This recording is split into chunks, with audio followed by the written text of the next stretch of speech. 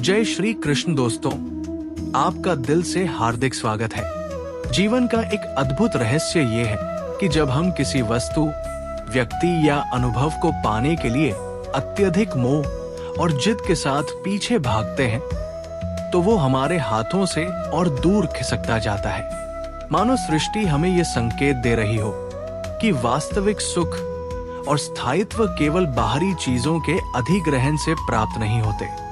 धन, मान सम्मान, रिश्ते या फिर आत्मिक शांति, ये सब तभी हमारे जीवन में सहजता से प्रवाहित होते हैं जब हम उन्हें पकड़ने के बजाय स्वीकार करने का भाव रखते हैं।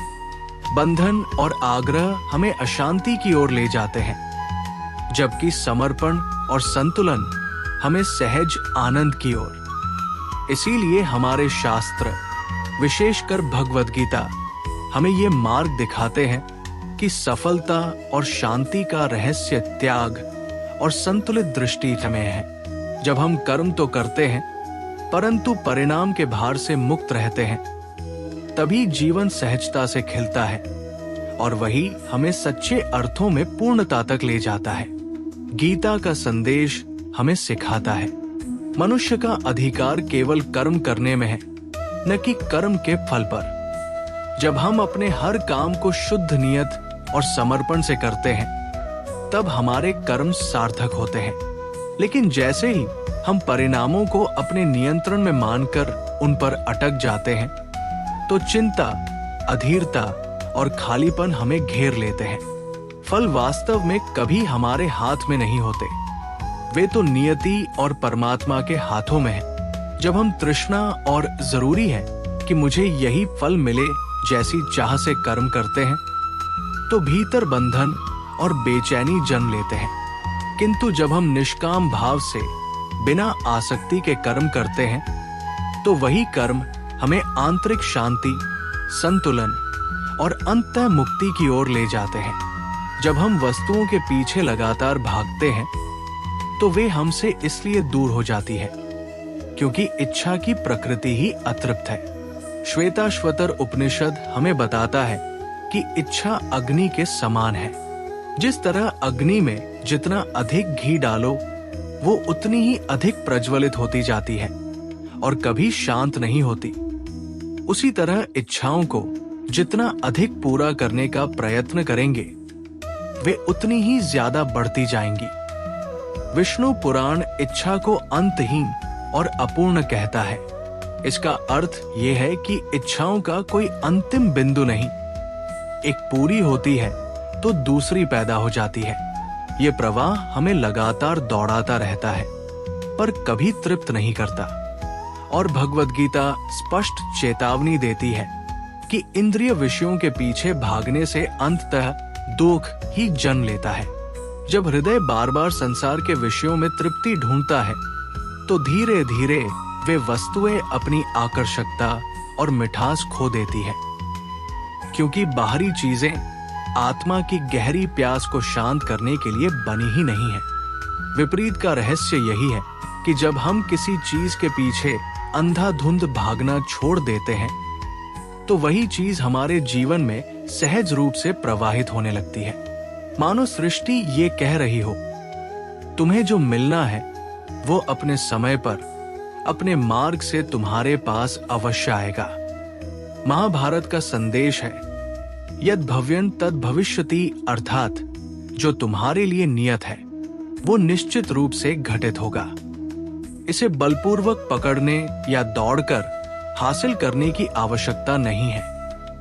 सही मार्ग है धर्म पर दृढ़ रहना और लोभ से रहित कर्म करना। ऋषियों ने यही सिखाया कि जब मनुष्य अपनी हथेलियों को खाली रखता है, अर्थात आसक्ति और लोभ छोड़ देता है, तभी जीवन अपने खजाने उनमें भरना शुरू करता है। जीवन जीने का एक उच्चतर मार्ग। सनातन धर्म हमें भौतिक सुखों या जीवन के कर्तव्यों का त्याग नहीं सिखाता। वो केवल ये सिखाता है कि हमें अपना केंद्र बदलना है।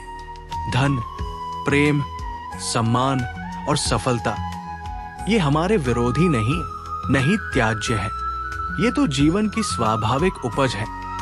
जो तब सहज रूप से प्राप्त होते हैं जब हम धर्म के मार्ग पर चलते हैं और अनावश्यक आसक्ति को छोड़ देते हैं। भगवद गीता कहती है, समत्व योग उच्यते, अर्थात संतुलन ही योग है।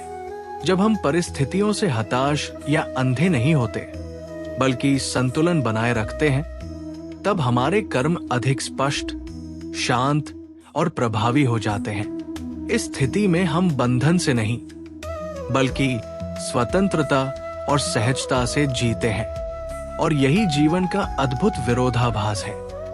जिन वस्तुओं के पीछे हम कभी भागते थे, वे अब बिना मांगे ही हमारे पास आने लगती है। वे अब बोझ या जंजीर नहीं रहती, बल्कि उपहार बनकर जीवन को और सुंदर कर देती है।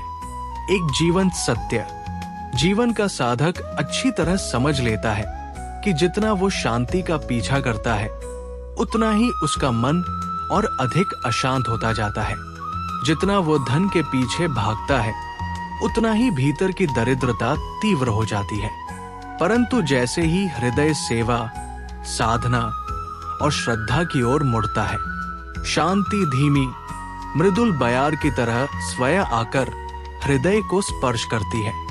धन किसी छाया की तरह सहज ही पीछे चलता आता है और आनंद भीतर से सरिता की तरह उमड़ पड़ता है। वेद इस सामंजस्य को ऋतम कहते हैं, एक ब्रह्मांडीय लय, अदृश्य व्यवस्था। जब हम इस लय के साथ चलना सीखते हैं तो जीवन संगीत की भांति सामंजस्यपूर्ण हो जाता है। पर जब हम इससे लड़ते हैं, अनियंत्रित इच्छाओं और बेचैन दौड़ के साथ, तो वही जीवन हमें संघर्ष और पीड़ा में उलझा देता है। अंतिम विचार, जीवन का सबक अत्यंत सरल है, पर उसकी शक्ति जीवन को पूरी तरह नया बना देती है। पीछा मत करो, जीना शुरू करो, अपना कर्तव्य निभाओ, अपने धर्म पथ पर स्थिर रहो। हर कर्म को ईश्वर को अर्पित करो और उसके फल की अपेक्षा को त्याग दो, क्योंकि जो तुम्हारे हिस्से में है वो कभी तुम्हें छोड़कर नहीं जाएगा, और जो छूट जाता है वो वास्तव में कभी तुम्हारा था ही नहीं। ये वंचना नहीं, ये विश्वास है। धर्म पर विश्वास, कर्म पर विश्वास और उस पर विश्वास जो समस्त प्राणियों के मार्ग को प्रकाशित करता है। गीता बार बार यही कहती है, जब मनुष्य फल की आसक्ति को त्याग देता है, तब वो मुक्ति को छू लेता है, और उस मुक्ति की स्वतंत्रता में वही सब वस्तुएं तुम्हें स्वयं खोज लेती है, जिन्हों के पीछे तुम कभी भागते थे। यदि ये संदेश प्रिय लगे तो कमेंट में जय श्री राधे कृष्ण लिखें। ऐसे और प्रेरक वीडियो के लिए चैनल को सब्सक्राइब करें। भगवान की कृपा बनी रहे।